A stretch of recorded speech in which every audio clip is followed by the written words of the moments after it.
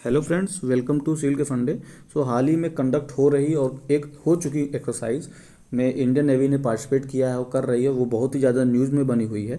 और आपके आने वाले एग्जामों के लिए भी बहुत इंपॉर्टेंट हो सकती है। और वैसे भी एक्सरसाइजेज वगैरह जो होती है, मिलिट्री एक्सरसाइजेज, नेवल एक्सरसाइजेज, ये एग्जाम का बहुत ही फेवरेट टॉपिक होता है। ऑब्जेक्टिव क्वेश्चन से पूछे जाते हैं। तो आज हम लोग दो एक्सरसाइज के बारे में बात करने जा रहे हैं। एक आपकी देख पा रहे हो एक्सरसाइज सी ड्रैगन है। ऑब्वियस सी बात है, सी से आप समझ पा रहे हो कि नेवी इसमें पार्टिसिपेट करेगी। अगर हम बात करें कि ये क्या एक्सरसाइज है, तो इस एक्सरसाइज का जो टारगेट है वो ASW है।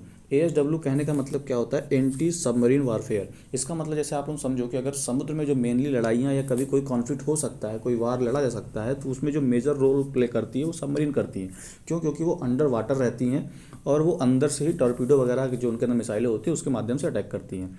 तो कभी कभी उस चीज़ों को भी टैकल करने के लिए अब एक एंटी सबमरीन, मतलब अगर हमारे पास सबमरीन नहीं है या सबमरीन को टैकल करना है तो क्या स्ट्रेटजी अपना सकते हैं? उसके लिए हमें एयरक्राफ्ट हम यूज़ करते हैं, जो एयरक्राफ्ट ऊपर से डिटेक्ट करते हैं, पानी के ऊपर से। क्योंकि सबमरीन कभी जो है कि पानी के अंदर ही रहेगी, ऊपर रहेगी तो वैसे भी ऑब्वियसली दिख जाता है। तो हम एयरक्राफ्ट के माध्यम से, सेंसर्स के माध्यम से उसको देखते हैं और ट्रैकिंग करने की और ड्रिल करने की हम लोगों को कोशिश की जा रही है।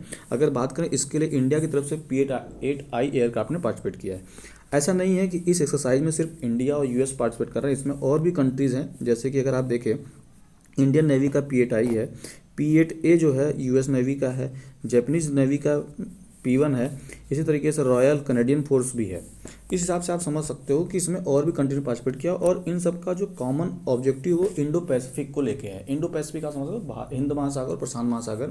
तो ये जो सराउंडिंग कंट्रीज़ हैं, इनका टारगेट है कि इधर इस रीजन में अगर कोई एक्टिविटी होती है तो उसको हम कैसे टैकल करेंगे, कैसे लोगों को न्यूट्रलाइज करेंगे, इसलिए प्रॉपर कोऑर्डिनेशन किया जाता है।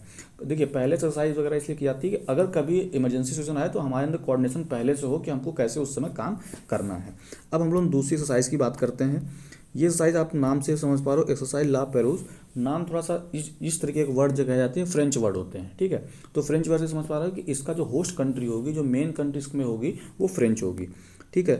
लेकिन इसको भी इंडिया की तरफ से पार्टिसिपेट किया गया और इंडिया की तरफ से जो इसमें एयरक्राफ्ट गए, वो एयरक्राफ्ट नहीं, सॉरी, इसमें जो हमारा क्या कहते हैं, फ्लाइट गया, मिसाइल फ्लाइट जो गया, वो INS सह्याद्री गई। इंडियन नेवल शिप कहा जाता है, INS का फुल फॉर्म होता है इंडियन नेवल शिप, और INS ज्योति, ठीक है। ये एक्सरसाइज भी अगर आप बोलें तो ये इंडियन ओशन रीजन में कंडक्ट कराया गया, बट इसका भी फोकस इंडो पैसिफिक रीजन को लेके था कि इस एरिया की जो भी कंट्रीज़ हो उनके बीच आपस में पार्टिसिपेट हों और कोई प्रॉब्लम भविष्य में अगर आती है तो हम उसको टैकल कर सके, वहाँ पे डील कर सके। इसमें मेन हमारा उद्देश्य था कि यहाँ एंटी सबमरीन नहीं बोलूँगा, यहाँ पे सिनर्जी बैठाने की बात थी। इसमें देखिए, रॉयल ऑस्ट्रेलियन नेवी थी, फ्रेंच की नेवी है, जापान की है, रॉयल नेवी है और US नेवी है, ठीक है। इसमें हमने क्या किया, एक तो हमने सरफेस वारफेयर की ड्रिल किया इंडियन ओशन रीजन में, साथ ही साथ एंटी एयर और एयर डिफेंस पे भी काम किया।